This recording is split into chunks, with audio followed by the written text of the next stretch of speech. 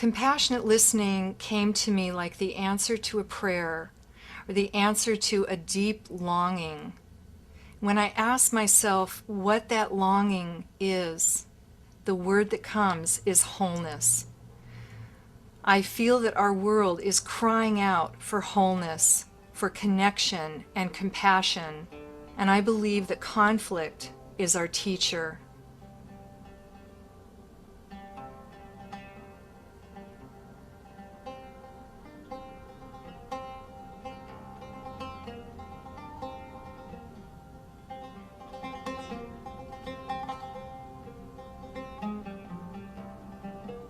Compassionate listening is about transformation of energy, transformation of the energy of conflict into an opportunity to connect.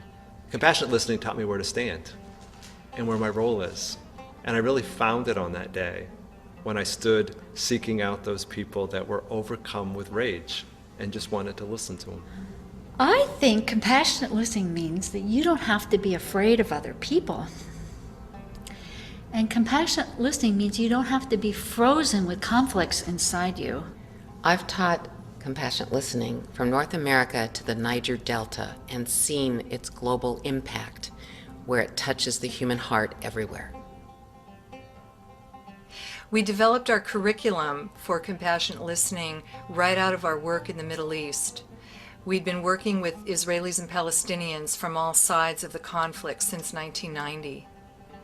We now have a training program for facilitators in North America, and we teach compassionate listening internationally. Although our work has moved beyond the Middle East, we still take primarily North Americans there for training delegations. It's a very effective way to learn compassionate listening in the heart of conflict.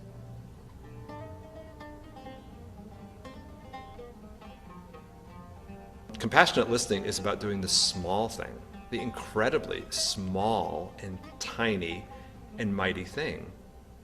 In a world that's all about being the same.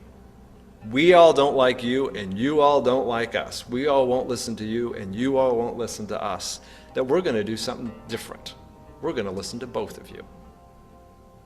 My experience had been primarily through the lens of a young boy who had been raised in a very committed Zionist family, who believed very strongly in the hope and the dream of having a safe place for Jews to live.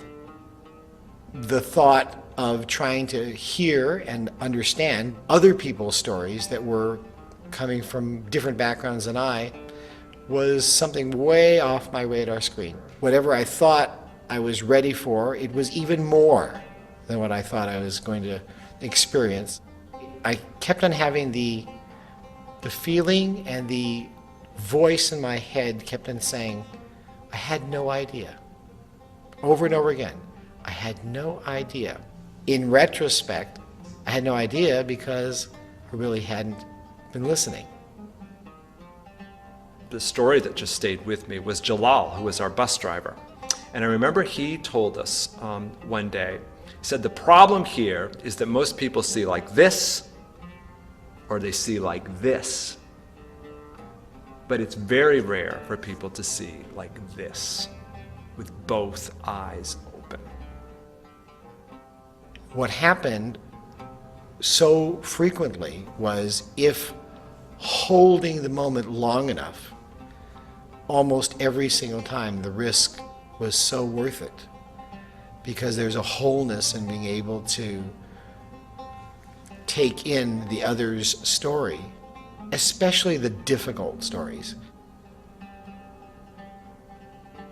The fact that the Compassionate Listening Delegation has been going to the Middle East over and over for the past 16 years and taking regular citizens of the world there and training them to listen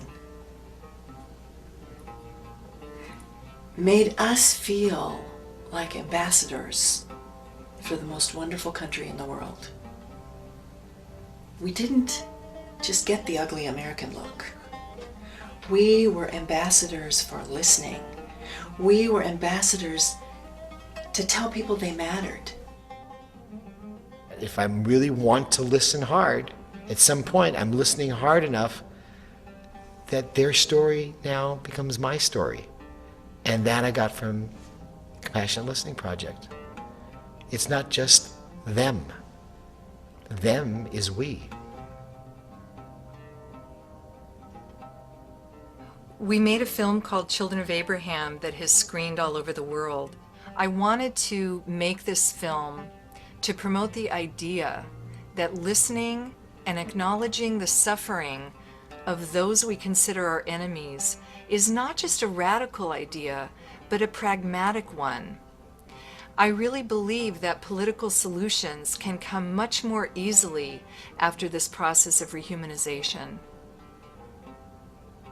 Children of Abraham was shown shortly after it was completed at the Palestinian government headquarters in East Jerusalem, the equivalent of the Palestinian White House.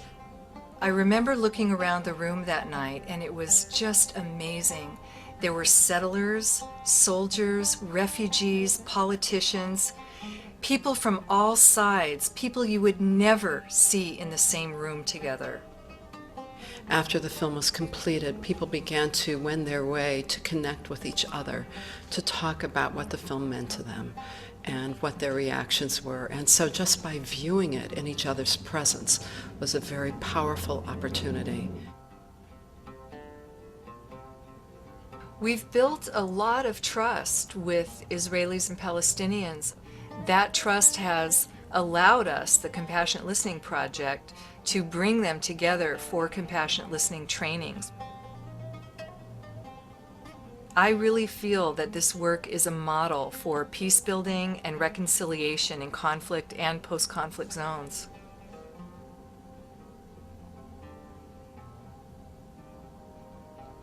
I have an Israeli friend named Esther. Esther's parents were murdered in the Holocaust, but Esther has reconciled with Germany, and she actually returns every year to tell her story.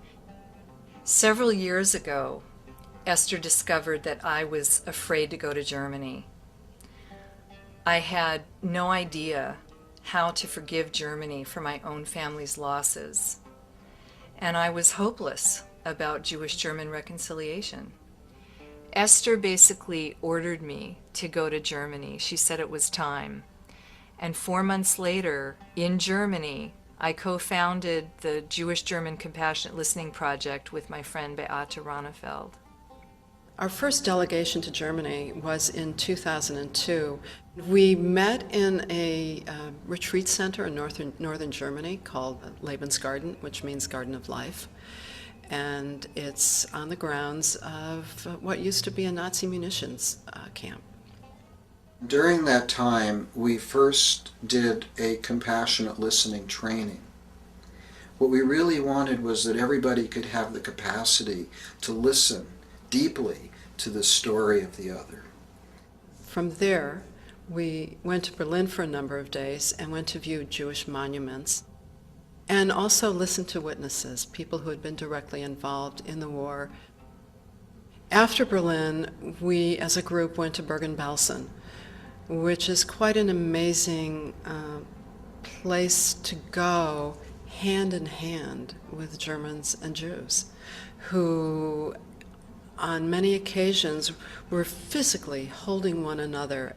And to find that kind of comfort among children and grandchildren of both victims and perpetrators was quite a remarkable experience. What I hadn't known before was how much pain Germans of my generation were carrying. I thought about the Jewish pain, but I never thought about the German pain. And I had the feeling, a very strong feeling, that we needed each other in order to do the healing. We had gone to Berlin. We had taken ourselves out into the world. And when we were there, we had heard stories from witnesses, stories from even a Nazi soldier. We had gone to a former concentration camp, and we had come back together as a family, which I think is really what reconciliation is, that the human family is rebonded, that it's reconnected. Somebody asked, why do you people hug each other so much? What's going on? And I said that when you listen to somebody's story from as close to your heart as you can come, that it's just like embracing them. It's like you're holding their story right there inside of you, where they've asked you to hold it, where they've wanted it held all along. And we've seen people who have wanted their stories held here for 60 years.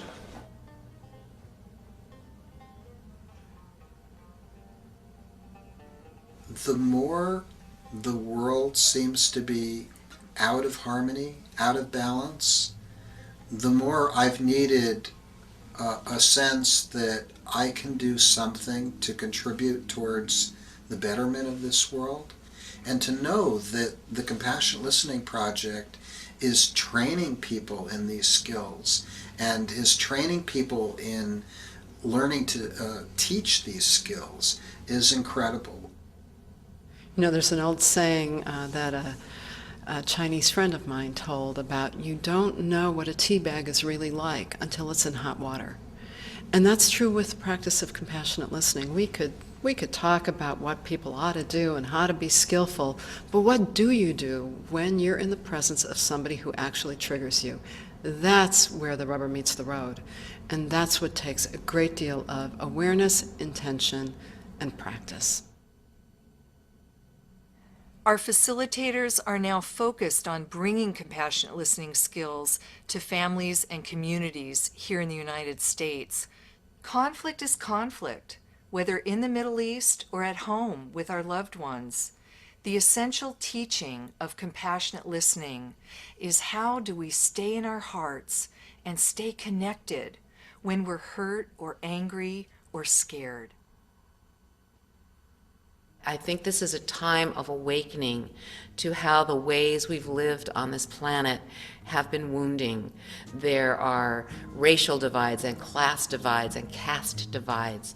I believe that we are learning to listen our way to wholeness.